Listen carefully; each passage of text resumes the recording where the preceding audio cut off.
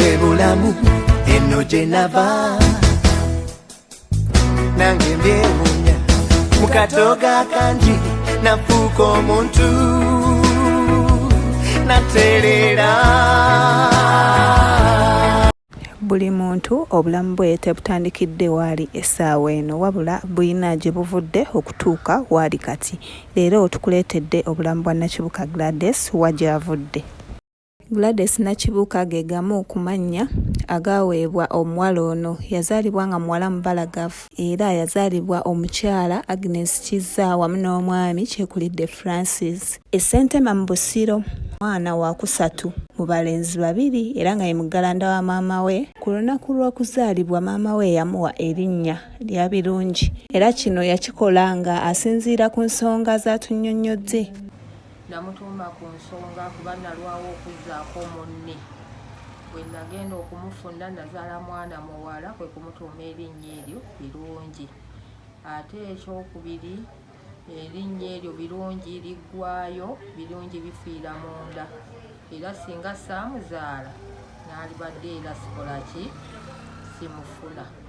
Kwe kumutuuma erinnya eryo Birungi. Gladys muwala mukristaayo eyabatizibwa mu kkanisa ya Uganda, Church of Uganda, era n'asoma n'omusomo ogw'okussibwako mu mwaka gwa 2012.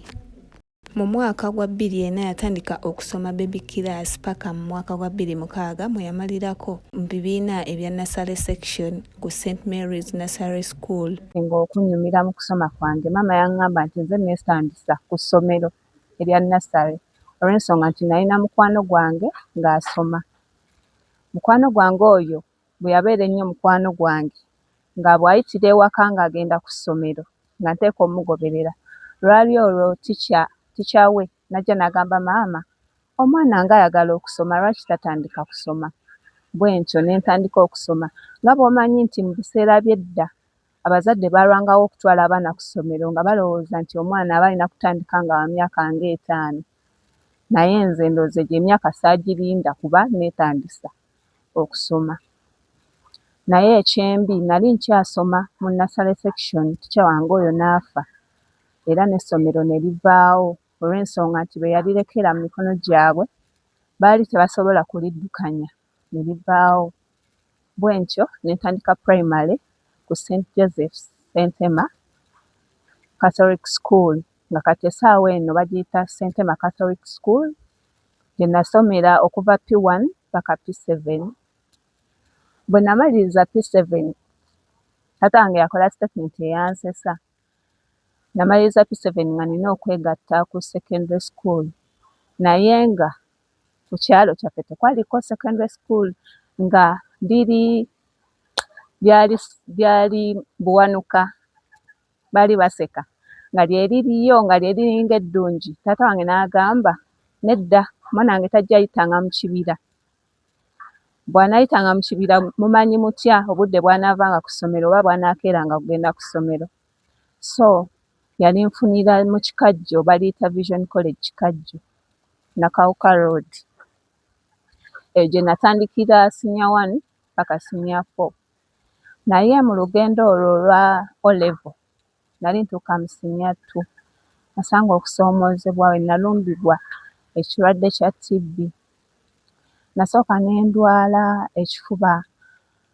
Mama wange n'antambuza amalwaliro ag'enjawulo ne bampa buli ddagala ery'enjawulo ne bampa buli dose etreating ekifuba ne kisooka ne kigaana. Mama n'agamba brother wange mwana mutwale e Mulago bamukebere. Tuuka e Mulago ne bakantema nti nina ekirwadde kya TB. Nasooka ne ntya naye olw'ekisa kya Mukama naguma ne ntandika eddagala naye nze nali saagala ddagala naye Mukama yampa ekisa namira eddagala eryo okumala emyezi 6 era ne mpona bulungi.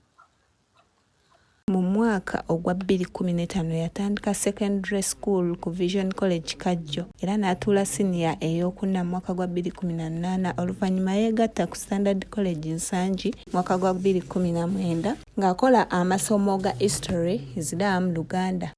Kuva buto wange nga neegomba nnyo abambadde gawuni era nali nali focused nnyo ku kintu ky'okusoma. Nze gwe wandiise nti ndi mwana wa COVID kuba COVID yagenda okujja yajja mu 2019 naye yagenda okubeera omungi mu 2020. Nze nali mu senior 6 ne basooka ne batuzza ewaka. Kati ebibuuzo twabikola mu mwezi gwa May 2021 we twakolera ebibuuzo era ne mbiyita bulungi. Mu kumaliriza siniya ey'omukaaga kampasi teyagitandikirawo olw'embeera ezitaali zimu. Kinze nalinamu mentality eri nti njagala mbeere ku kampasi nga seetaaga kusabiriza nnyo, asaagala kumalako bazadde mirembe kuba mba ndaba nti nkuze nange neetaaga ebimu nga sibisaba. Ne ŋŋamba taata wange, naye taata mbadde njagala nsooke mponzingemu emyaka 2 nsooke ŋŋende kubeko ku kyeyo nkomewo nga ebintu ebimu mbyetuusaako. Taata wange kye yaŋŋamba kyankuba wala, yaŋŋamba mwana wange gwe nkumanyi tosobola mirimu gya kuluusanyizibwa, onoosobola ekyeyo gwe ebyokugenda ku kyeyo byesonyiwe. Olw'ensonga nti nno nali ninamu eyo mentality y'okusooka okukola ne mugamba era kale kansooke mbeere wano naye nsooke ntuulemu era emyaka 2 ne mbeera ewaka nga ndi self-employed nali neekozesa nga nina byentunda. Yatandika okusoma kampasi mu mwaka gwa 2023 mu mwezi ogw'omunaana giyite August intake ng'akola essomo ery'amawulire journalism and mass communication era nga kati mu kiseera kino alindiridde degree ye okusinziira nti ali mu mwaka gwe ogwokusatu semester ey'okubiri Ntesa the First Royal University. Obulamu bwe abuzimbye wamu n'okuba n'emikwano emirungi. Tanadda kati tweyanziza kakyali kaakala mukyala akola nnyo emirimu akolera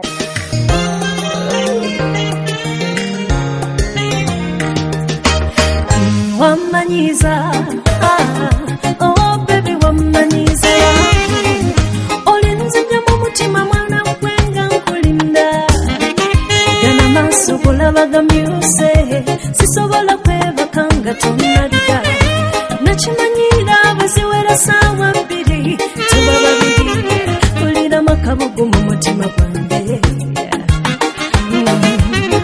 Tik-tak tik-tak akalimyo bwedda tekagenda tik-tak tik-tak amaaso bwedda gandi mu kkubo nga nkulindirira gye mukwano zikankane obwedda nindirira kano tulabeko mukwano.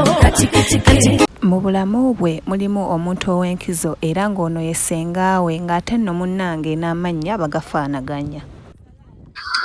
Maama wange yannyumiza nti bwe yali olubuto lwange yayagalanga nnyo ssenga wange era mu kunzaala taata wange yagambirawo nti oyo omwana mwadde amannya ga ssengaawe era n'ampa amannya aga Gladys Nakibuuka.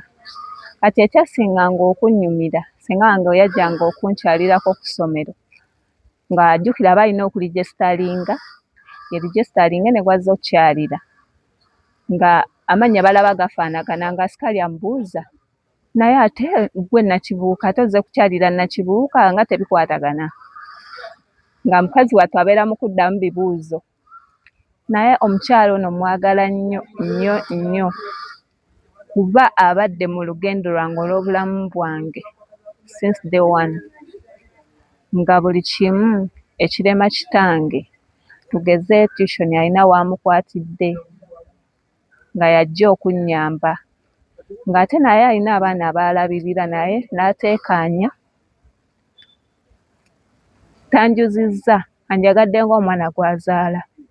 Buno bwe bulamu eno gye nava nange mbyewuunya mu katooga kangi nafuuka omuntu natereera